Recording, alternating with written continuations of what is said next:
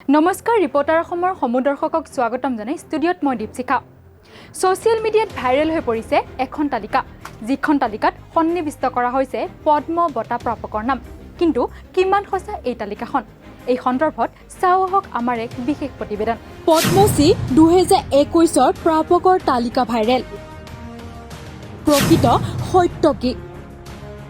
WhatsApp Facebook টুইটাৰৰ দৰে সামাজিক মাধ্যমত ভাইৰেল হৈ পৰিছে পদ্মশ্ৰী সন্মানৰ প্ৰাপকৰ তালিকা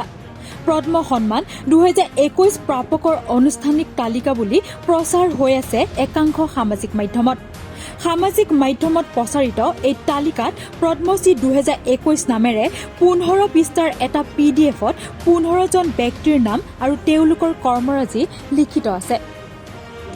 আপোনালোকে চাগে ভাবিছে পদ্মশ্ৰী সন্মানৰ প্ৰাপ্তিৰ তালিকাত কোনো ডাঙৰ ৰাজনীতি বা কোনো বলিউডৰ অভিনেতা বা কোনো ক্ৰিকেটাৰৰ নাম অন্তৰ্ভুক্ত আছে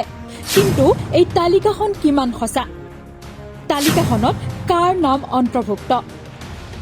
হয় তালিকাখনত উল্লেখ আছে সমাজৰ একাংশ সৰ্বস্তৰৰ মানুহৰ লগত লাগি থকা মানুহৰ বাবে কাম কৰা ব্যক্তিৰ নাম এই তালিকাখন ব্যাপক ৰূপত প্ৰচাৰ হোৱাৰ পিছতে এতিয়া পোহৰলৈ আহিছে তালিকাখনৰ প্ৰকৃত সত্য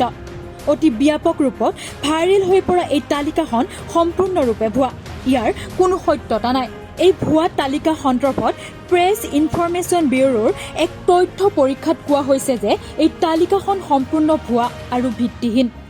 PIBৰ ফেক্ট চেকে উল্লেখ কৰিছে যে প্ৰচাৰ হৈ থকা এই তালিকাখন পদ্ম সন্মান 2020ৰহে 2021 চনৰ নহয় উল্লেখযোগ্য যে প্ৰতি বছৰে গণতন্ত্ৰ দিৱসৰ প্ৰাক মুহূৰ্তত পদ্মবিভূষণ পদ্মভূষণ পদ্মশ্ৰী আদি সন্মান প্ৰদান কৰা হয়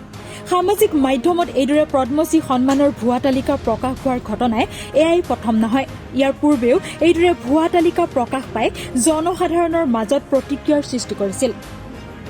নিউজ ডেস্ক ৰিপৰ্টাৰ অসম